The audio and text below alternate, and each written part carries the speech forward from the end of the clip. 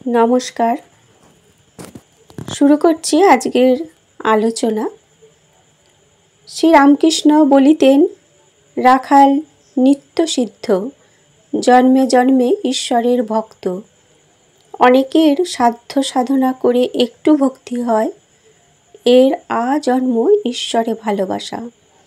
যেন পাতাল ফোঁড়া শিব, বসানো শিব নয়। পাতাল ফোঁড়া শিবকে সংসারী করিবার জন্য আনন্দমোহন কৈশোর অতিক্রম না হইতেই বিবাহ দিলেন। কোন্নগরের স্বনামখ্যাত মিত্রগোষ্ঠীতে রাখালচন্দ্রের বিবাহ হইল।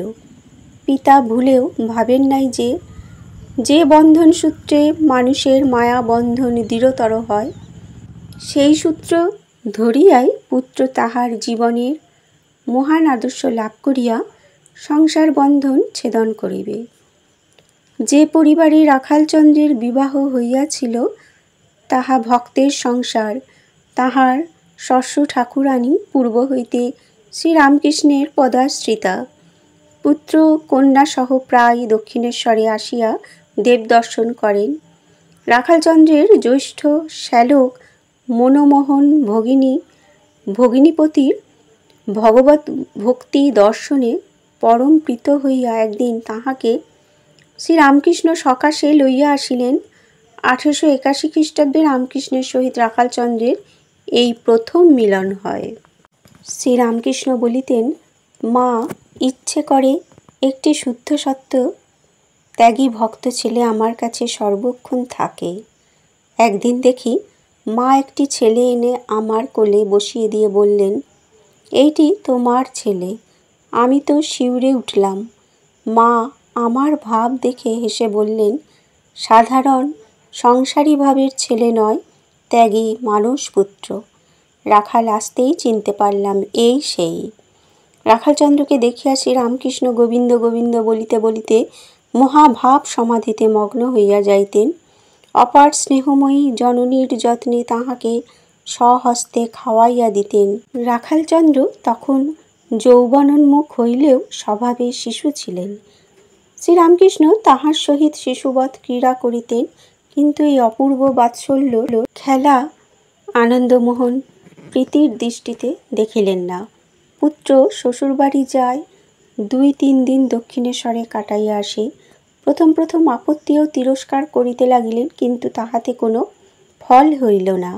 সুযোগ পাইলেই পুত্র সাধুর কাছে পলাইয়া যায়। আনন্দমোহন বিষয়ী লোক, বিষয় সংক্রান্ত নানা কাজে ঘুরিতে হয়, পুত্রকে সর্বদা চোখে চোখে রাখিতে পারেন না। বালককে আটক করিবার নিমিত্ত পিতা অবশেষে বাধ্য হইয়া ফাটকের নিয়ম অবলম্বন করিলেন। বাধ্য হইয়া বালকের মন রুদ্ধ স্রোতের ন্যায় অধিকতর বেগবান হইয়া উঠিল। এদিকে সর্বত্যাগী শ্রীরামকৃষ্ণ মানসপুত্রের জন্য মায়ের কাছে কাঁদিয়া আকুল, মা আমার রাখাল রাজকে এনে দে। দৈবের আশ্চর্য বিধানে আনন্দমোহন এক কঠিন মোকদ্দমায় লিপ্ত হইলেন। কাগজপত্র দেখিয়া কলকাতার শ্রেষ্ঠ উকিল ব্যারিস্টার মত প্রকাশ করিলেন, জিতের কোনো সম্ভাবনাই নাই। আনন্দমোহন তথাপি জিদ ছাড়িতে পারিলেন না। নিশ্চিত পরাজয় জানিয়াও মোকদ্দমা চালাইতে লাগিলেন। শত্রু তো উৎপীড়িত হইবে। আইনজীবীদের সকল অনুমান ব্যর্থ করিয়া আনন্দমোহনের অতিমাত্র দুরাশা যাহা কল্পনা করিতে সংকুচিত হইত, তাহাই ঘটিল। হারের বাজি জিত হইল। মোকদ্দমা মামলায় সুদক্ষ আনন্দমোহন বুঝিলেন, এ অঘটন ঘটনা নিশ্চিত দৈব কৃপা, পুত্রের সাধুসঙ্গের ফল। এখন হইতে রাখালচন্দ্রের সকল বাধা দূর হইল। পিতা তাহার রুদ্ধদ্বার মুক্ত করিয়া দিলেন। পিঞ্জরাবদ্ধ বিহঙ্গ অবাধ আনন্দে খেলিয়া বেড়াইতে লাগিল। আনন্দমোহন ভাবিতে লাগিলেন, এ সাধু কে? দেখিবার জন্য স্বয়ং একদিন দক্ষিণেশ্বরে আসিয়া উপস্থিত। রাখালরাজকে সর্বদা কাছে পাইবার জন্য শ্রীরামকৃষ্ণ আনন্দমোহনকে সবিশেষ যত্ন করিলেন।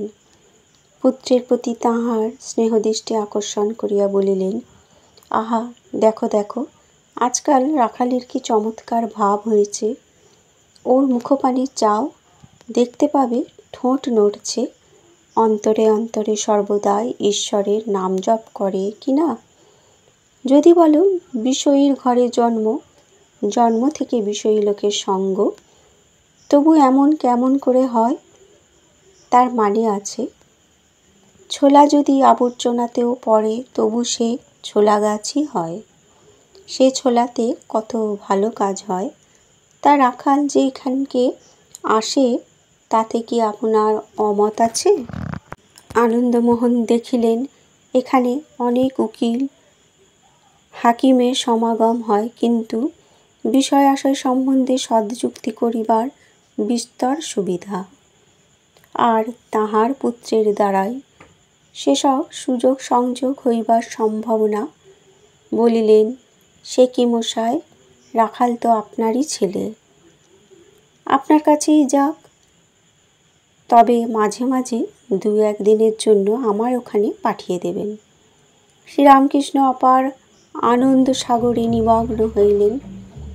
পিতার অনুমতি পাইয়া রাখালচন্দ্র এখন আর শ্রীরামকৃষ্ণের কাছ ছাড়া হইতে চাহেন না।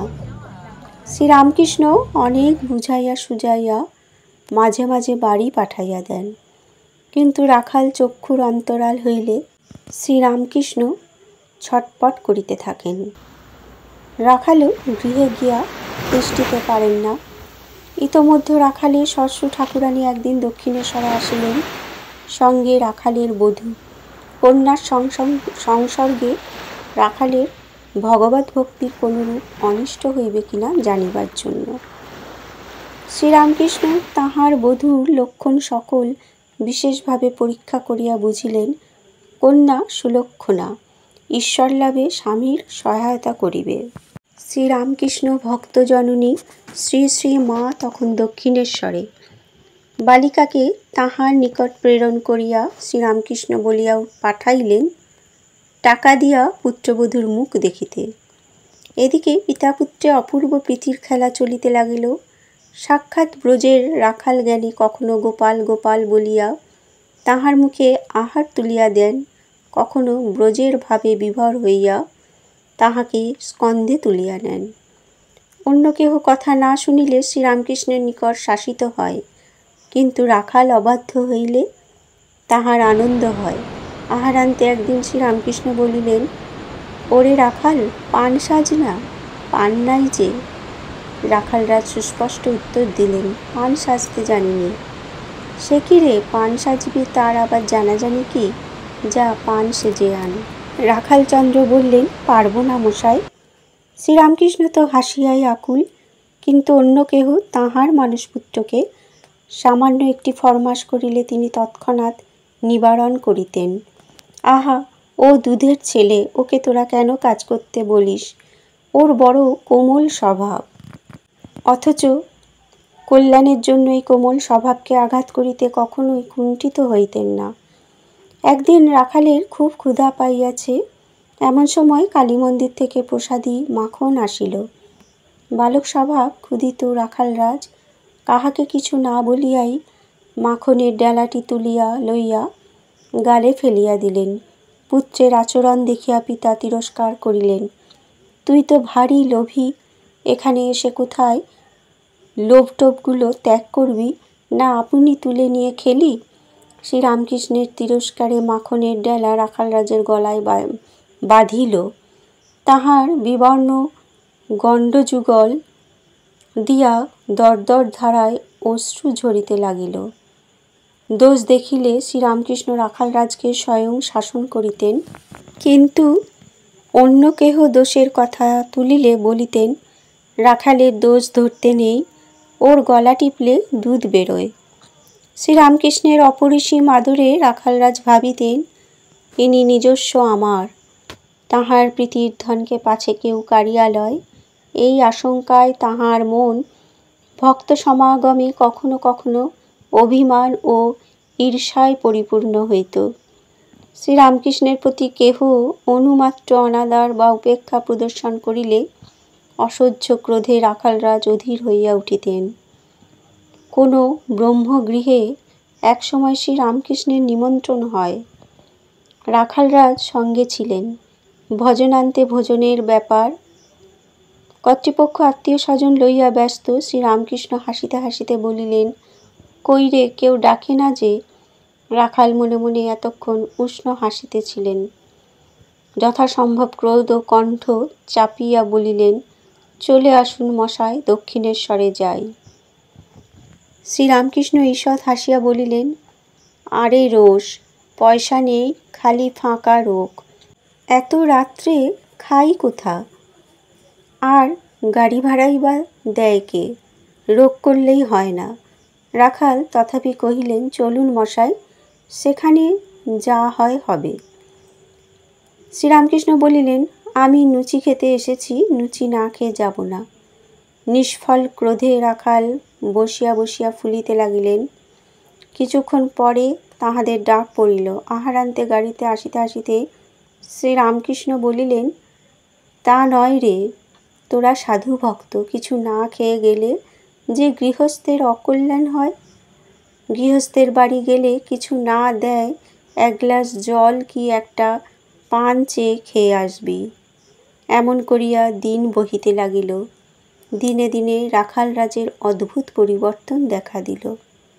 অন্তরে ভক্তির পূর্ণ জোয়ার, অনুরাগের একটানা স্রোত, অনুক্ষণ যেন নেশার ঘোরে আচ্ছন্ন। জপ করিতে করিতে বালক বিড়বিড় করিয়া বকে, গুরু সেবার দিকে আর লক্ষ্য নাই। শ্রীরামকৃষ্ণ বলিতেন, রাখালের এমনি স্বভাব হয়ে দাঁড়াচ্ছে যে তাকে আমায় জল দিতে হয়। শ্রীরামকৃষ্ণ বুঝিয়াছিলেন রাখাল আর সংসারে আসক্ত হইবে না, কিন্তু তথাপি বলিতেন, উহার ভোগের এখনো সম্পূর্ণ ক্ষয় হয় নাই, একটু বাকি আছে। মাঝে মাঝে বাড়ি যাইবার জন্য তাহাকে পীড়াপিড়ি করিতেন। রাখাল বলিতেন, সংসার আমার আলুনি লাগে, সময় সময় তোমাকেও আমার ভালো লাগে না। এইভাবে 3 বৎসর কাটিয়া গেল। শ্বশুরালয় হইতে নিমন্ত্রণ আসে, জামাতা প্রত্যাখ্যান করেন। আত্মীয় স্বজন ও প্রতিবেশীগণ শ্বশ্রু ঠাকুরানীর কাছে একদিন আক্ষেপ করিয়া বলিলেন, জামাই কি শেষে সন্ন্যাসী হয়ে যাবে? ভক্তিমতী শ্বশ্রু পরম আগ্রহে উত্তর দিলেন, আমার কি এমন সৌভাগ্য হবে? বন্ধুরা, আজকের এই অপূর্ব আলোচনা এ পর্যন্তই। ধন্যবাদ।